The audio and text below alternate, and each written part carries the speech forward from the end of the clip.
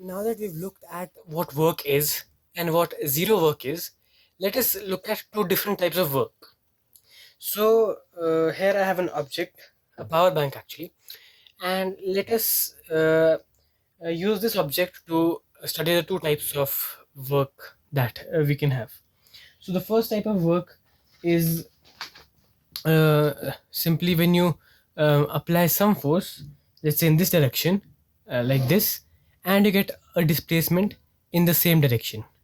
So the direction of force was this, and when I apply force in this direction, I get a displacement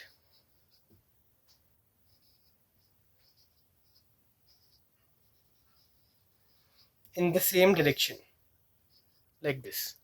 And therefore we can clearly see that the direction of the force and the direction of this displacement is the same.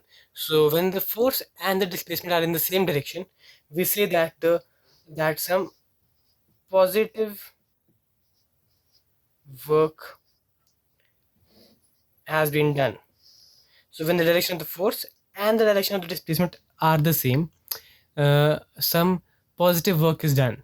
And that is very easy to see. Let's say the force was equal to 5 newtons and the displacement was equal to 2 meters, let's suppose. So because the two were in the same direction, we can say that both of them were positive because they were in the same direction.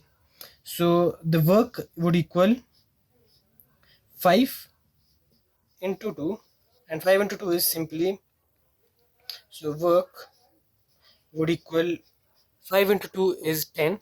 So work would equal 10 Newton meter, or that equals 10 joules. So the work in this case is 10 joules, and because both these quantities were in the same direction, so we can say that both these quantities were positive, and therefore the resultant work is positive. On the other hand, we may have something called as negative work. Let us look at negative work now. So let us say in this case, the power bank is already in motion and I have to stop the power bank that is in motion by applying force.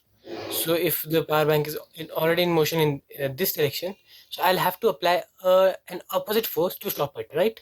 So if the displacement is already in this direction because it is moving in this direction, maybe somewhat like this, so the displacement is clearly in displacement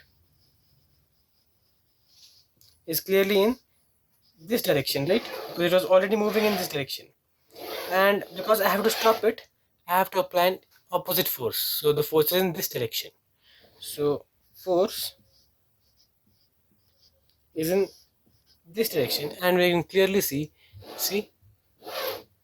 the direction of force and the direction of displacement are opposite. So if let's say the displacement was equal to again 2 meters and the force was equal to maybe 5 newtons again, but in this case, because displacement is in the positive direction and so the force is in the negative direction, right? It's opposite, it's in the negative direction, so we need to put a negative sign to indicate that the force is in the opposite direction. So now if I find the work, I get work equals 2 into minus 5, and that equals 2 into minus 5 is minus 10 Newton meter, or I may say minus 10 joules. And we can clearly see that the work is negative in this case, and therefore such a situation is called a situation where we have negative work. So that is a simple difference between work and negative work.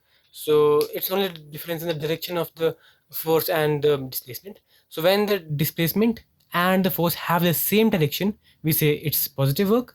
When they have opposite directions, like here, we say it's negative work.